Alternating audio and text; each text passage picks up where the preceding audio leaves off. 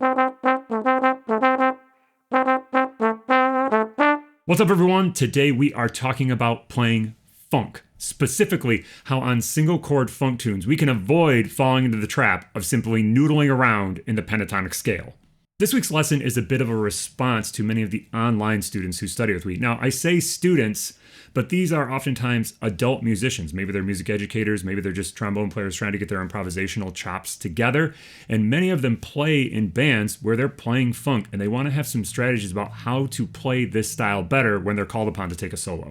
Since there are a number of approaches I want to talk about, let's jump right into it.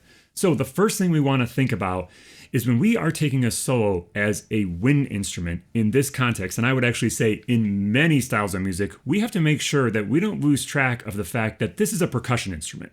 All of us playing when we are performing need to be in touch with not only rhythm, but be connected to the rhythm section. So that means we need to develop a repertoire of ideas that sort of fit this bill. Now, to find these type of ideas, you got to actually listen to the rhythm section on the recordings. Listen to what the guitar player is playing, how they're playing those little like chunky wah-wah types of ideas. They're rhythmic, they're syncopated. They oftentimes have a little bit of movement, but not that much.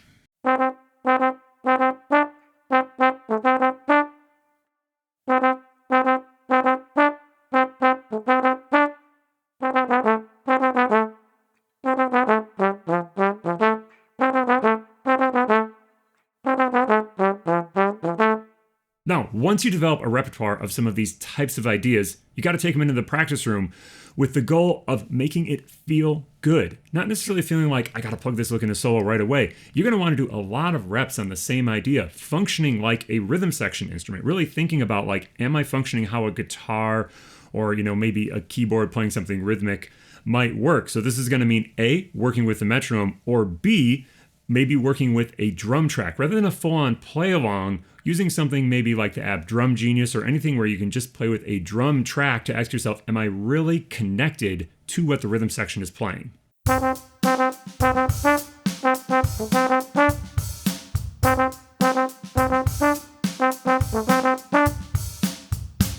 Not only is this type of practice going to do a lot to instill a great time feel, and especially if you're focusing on making it feel good, that's going to have really positive impacts across your entire playing, but it's also going to give you a little bit of a different direction you can go in your solo. Rather than just playing sort of the typical pentatonic ideas that lots of horn players play, you're going to have a whole nother side of the language together that you can rely on to maybe start your solo if you're trying to just kind of feel out the groove, get it to be in the pocket, or even as you're developing your solo. These can be great ideas to go to as you're trying to interact with the rhythm section. Our second approach for working on these types of tunes is the obvious one. It is just becoming really, really fluent in the minor pentatonic scale.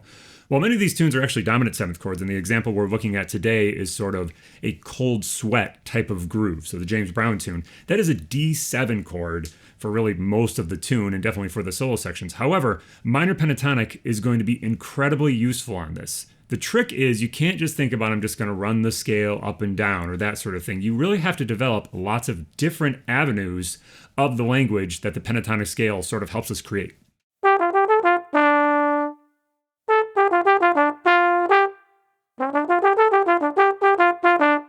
Maybe some pentatonic scale patterns.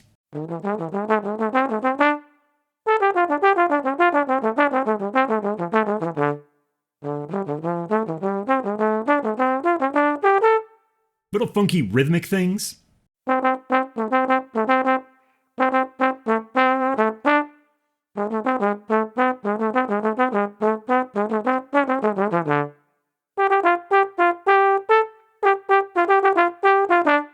Maybe ideas that employ a lot of inflection and a little bit of blues sensibility.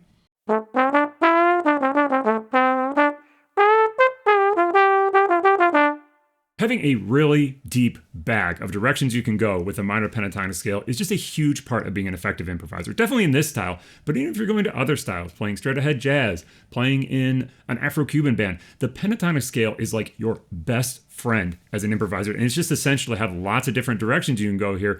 So you don't either get stuck in sort of one thing, or you don't sort of run out of ideas or avenues you can go, and then you just sort of kind of flail around in the scale without any real direction.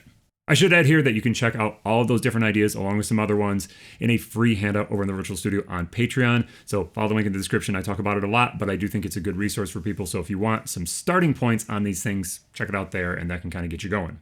All right, on to our last point for today. I think this is the most overlooked item about how to play this style well and how to play solos that are effective in this style, especially if you come from a more straight ahead jazz perspective. We're not worried about harmony here. When we're building a solo in this style, we want to think about intensity as the most important tool to push our solo forward. Now, this is not to say that bebop cannot be an effective avenue to kind of build some direction to these sort of solos. But if you think you're going to build your whole solo just by burning down a bunch of bebop ideas, it's probably just not going to be as effective as some of this other stuff we're talking about today, especially if you're not thinking about forward direction. If you do want a little bit of advice about how to incorporate bebop into this kind of style, make sure to check out the video I posted a while ago about playing over the tune, The Chicken. It's a great place to practice sort of the intersection of playing these kind of funky ideas with some bebop ideas. I'll throw a card up so you can access that video if you're interested in working a little bit more on that. If we can take this perspective that we don't necessarily need to think about sort of increasing levels of harmonic complexity in order to push our solos forward, what does then? It's things like volume. It's things like range. It's things like activity level. Maybe it's things like rhythmic use and how much am I repeating rhythms in order to build tension? How much am I trying to interact with the rhythm section? All of these things are going to be the things that help propel our solos forward when we're using this relatively limited amount of harmonic and melodic information, and maybe just staying inside mostly the pentatonic scale. To practice this, you want to set yourself some little provisos that I need to be able to play a complete solo in 4 measures, or 8 measures, or 16 measures. Now, when you actually go to improvise with a band, you may or may not have that sort of guideline. Sometimes you do, and that can be very useful to give a structure. But at least when you're practicing, think in that way, and it will help you learn how to pace your solo. Again, always forward direction here. You don't have to necessarily solo like that, but for this exercise, I would. I know for me, I particularly find the shorter ones to be the hardest. The 4-measure ones, man, to create a complete idea where you start somewhere and end up somewhere else can be really challenging in just 4 bars.